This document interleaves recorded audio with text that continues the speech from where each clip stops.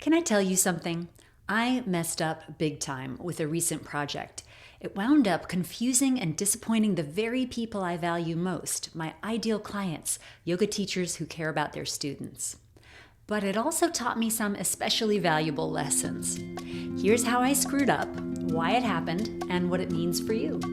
I'm Sage Roundtree, and this is Yoga Teacher Confidential. As you may know, I have written several books for yoga teachers. The most recent, at least until Teaching Yoga Beyond the Poses Volume 2 comes out in March 2025, is The Art of Yoga Sequencing. It's my brain on paper. It shares the sequencing framework I use to create balanced classes that take students through the 3 planes of motion and leave them feeling well-nourished with movement in class. I know what it's like to sit at your desk late at night staring at a blank notebook or screen, wondering how to make your class feel fresh for your students as you write your lesson plan. It can be frustrating, it can be overwhelming, and it makes teaching feel harder than it needs to be. The Art of Yoga Sequencing is here to help you plan your classes easily by thinking of your class in chunks, then by making small tweaks to these chunks as you present them week to week. I wrote the book because yoga teachers tell me they either spend way too long thinking about what to teach in class, what I likened in episode 16 to growing your cotton, then spinning your thread, to weaving it into fabric, and then cutting it into pieces to sew into a garment. It's so much work to think at this level. That's why I created a resource to save time and reduce planning stress, helping you focus on what truly matters, connecting with your students. On the other hand, some yoga teachers tell me that they wing it exclusively. They show up and go on vibes only, which you know intuitively isn't really serving your students. As we covered in episode 7 of this season of the show, consistency is key for your students' growth and for your class retention, and thus for your bottom line as a yoga teacher. So given what I lay out in The Art of Yoga Sequencing, a series of recipes that you can prepare for your class and season in ways that will serve your students best, I planned a workshop. My vision was to offer this workshop live online with some pre-work, and I just knew it would go so well that I was going to do it monthly. It was called Plan a Month in an Hour. The idea was to collate your recipes, your sequences for the various portions of the class, then come to our live hour for a little direction, a lot of co-working, and a Q&A to debrief about how it went and any outstanding issues I could help with. This workshop was designed to save teachers time and to reduce the stress of lesson planning by providing a structured, supportive environment to give accountability and build teachers' confidence and efficiency. Now, I sold the first workshop at a great price. I had plenty of signups. I designed a lovely email sequence pointing the registrants to a private video showing them how to prepare for the workshop, pointing them to the book if they needed recipe inspiration, and I put a lot of thought into how exactly I would run this workshop on Zoom.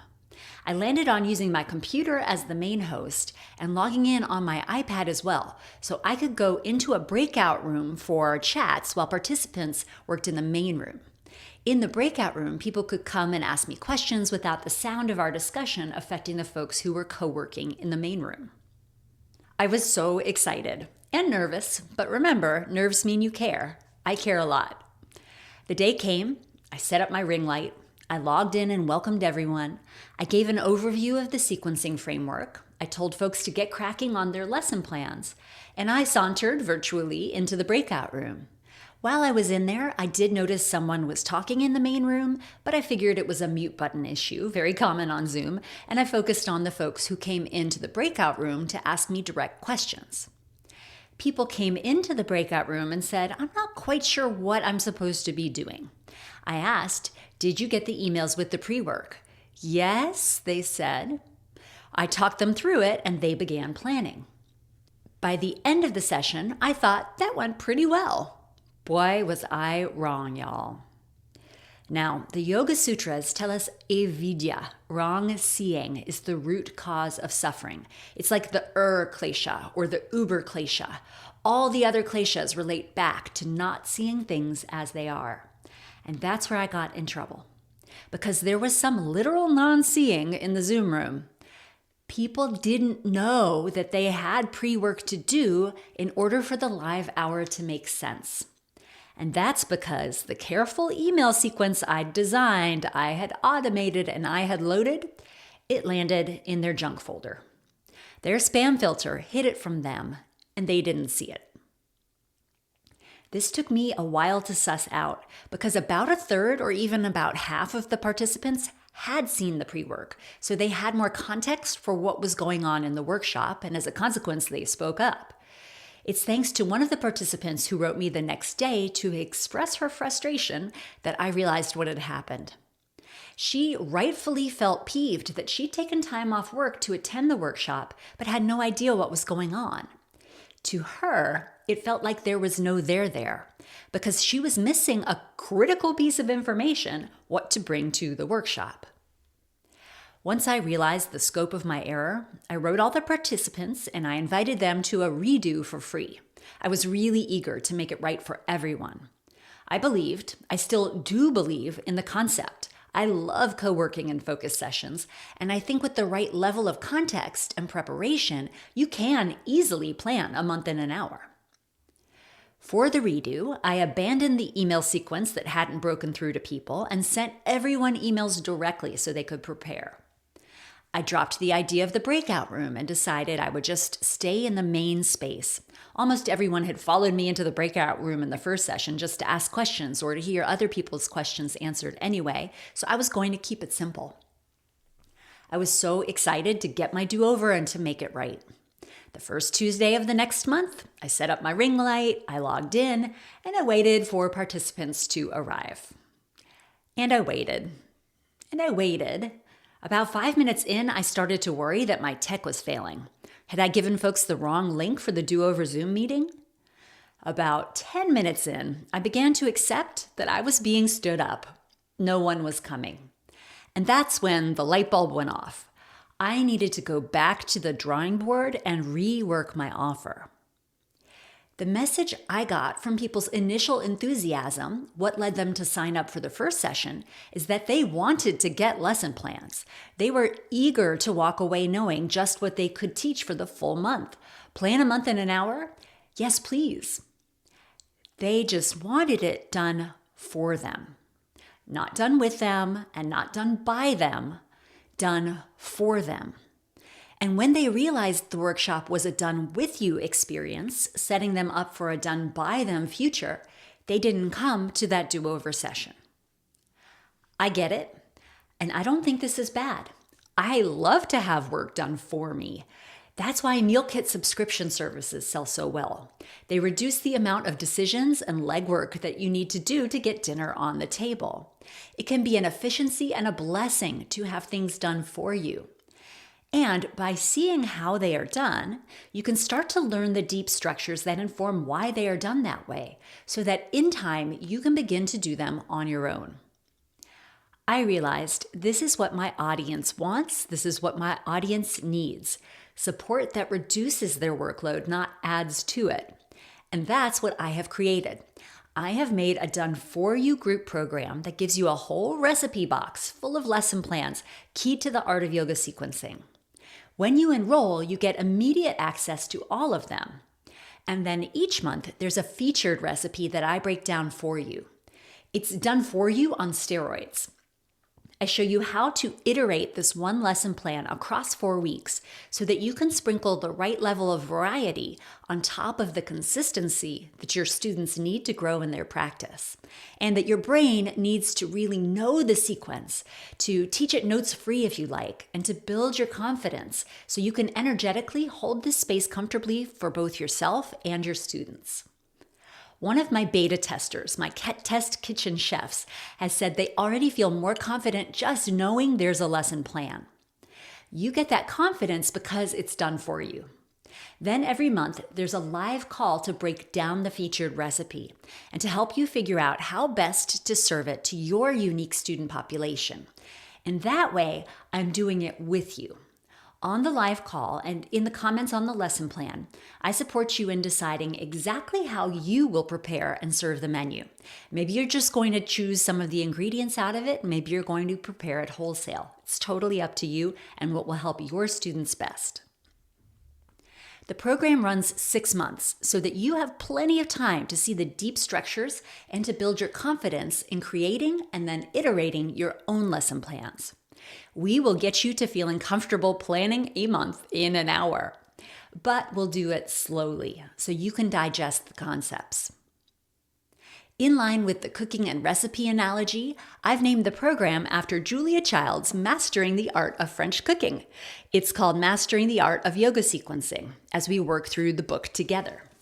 In fact, the full title is Mastering the Art of Yoga Sequencing, a Mentorship Membership, or as I call it in my planning notes, MMM or What I love about this program is it doesn't just draw on the art of yoga sequencing. It also offers you a separate collection of themes key to teaching yoga beyond the poses and its all-new second volume coming out in March. I call this theme collection the bar cart because theming your class is like pairing beverages with food. It's not necessary to have a theme. You could serve water with your meal.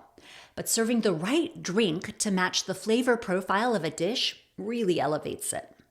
So themes are like the wine pairings or the tea or kombucha pairings that draw out the flavors in the recipes and create a full experience for your students. And because technique matters when you're preparing recipes, we work on technique inside the mentorship membership too.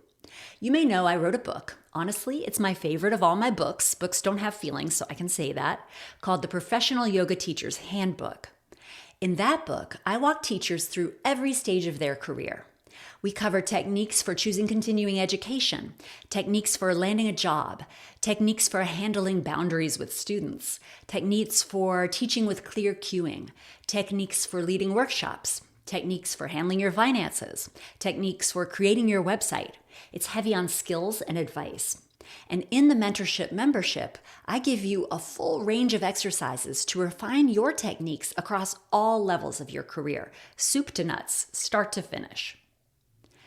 You know that yoga is a way to connect, to unify body, mind, and spirit.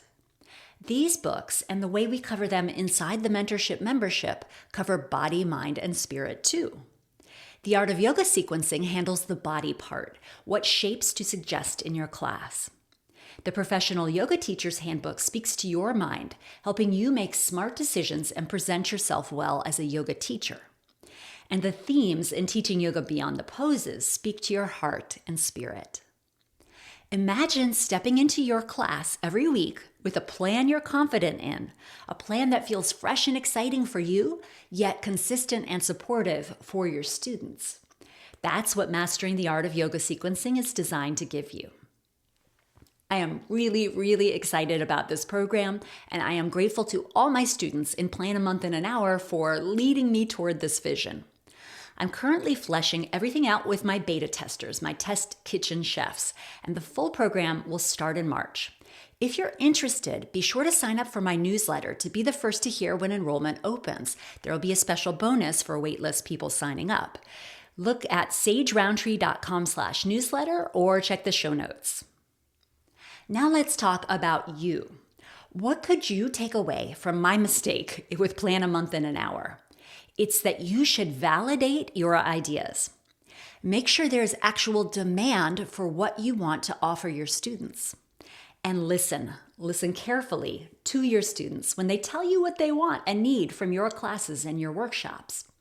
Before you launch any new class or introduce a new workshop, take the time to ask yourself, do my students need this? How will this serve them? And most importantly, how can I make it as easy and enjoyable as possible for them to say yes? Here's an affirmation for all of us. There's no failure, just feedback. There's no failure, just feedback. Speaking of feedback, the feedback we get and the feedback we should ask for as yoga teachers is the topic of a future episode.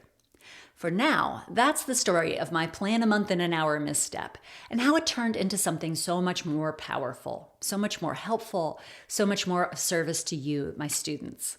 I'm really grateful for the feedback that helped me create what I know will be a game changer for you. Meanwhile, I hope you'll join the waitlist for the mentorship membership. It also counts as about half of Carolina Yoga Company's 300-hour yoga teacher training. Carolina Yoga Company is my brick and mortar studio, also known as Carborough Yoga Company. Carborough is the small town where I live. So if a 300/500-hour yoga teacher training is on your goals list for your yoga career, you'll be invited to continue studying with me and my colleagues, and you can earn your 300-hour certificate, which would qualify you to register with the Yoga Alliance as RYT 500. More importantly, the program will help you help your students best. If you sign up for my newsletter at sageroundtree.com/newsletter, you'll be in the loop when enrollment opens.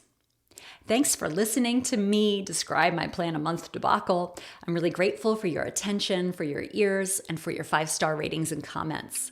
If you have any constructive feedback for me, DM me at Sage Roundtree or write me at info@sageroundtree.com. There is no letter D in my last name. This is Yoga Teacher Confidential. I'm Sage Roundtree, and I'll see you next time.